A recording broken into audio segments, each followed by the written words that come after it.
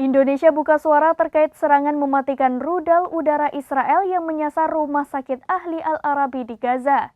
Melalui keterangan resmi, Kementerian Luar Negeri menyatakan sikap tegas Republik Indonesia yang mengutuk keras serangan Israel tersebut.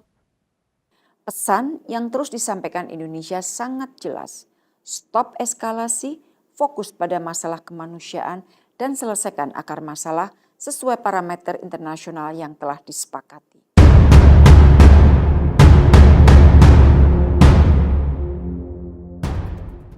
Indonesia buka suara terkait serangan rudal udara Israel mematikan yang menyasar dan meledakkan rumah sakit ahli Al-Arabi di Gaza. Dalam peristiwa ini ratusan warga sipil meninggal dan menjadi korban. Indonesia pun mengutuk keras serangan Israel itu. Melalui keterangan resmi, Kementerian Luar Negeri menyampaikan sikap Republik Indonesia. Indonesia menegaskan serangan rudal sangatlah jelas melanggar hukum humanitar internasional. Ketidakadilan terhadap rakyat Palestina sudah berlangsung sangat lama dan masih terus terjadi. Saatnya dunia mengedepankan perdamaian yang adil bagi Palestina. Penerangan parameter internasional yang telah disepakati tidak dapat lagi ditunda. Mengutip DW, Kementerian Kesehatan Gaza melaporkan setidaknya 500 orang tewas akibat serangan udara Israel di Rumah Sakit Al-Ahli di kota Gaza. Hamas menuding Israel bertanggung jawab atas serangan tersebut.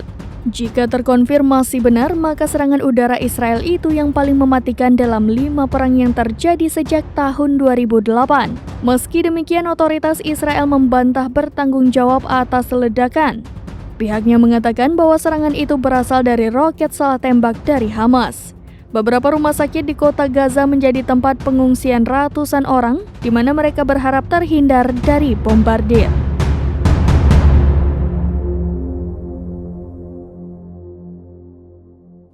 Demikian informasi terkini, Syederalun saksikan terus berita lainnya di kanal YouTube Serambi News, website dan Facebook serambinews.com. Download Tribun X sekarang, menghadirkan lokal menjadi Indonesia.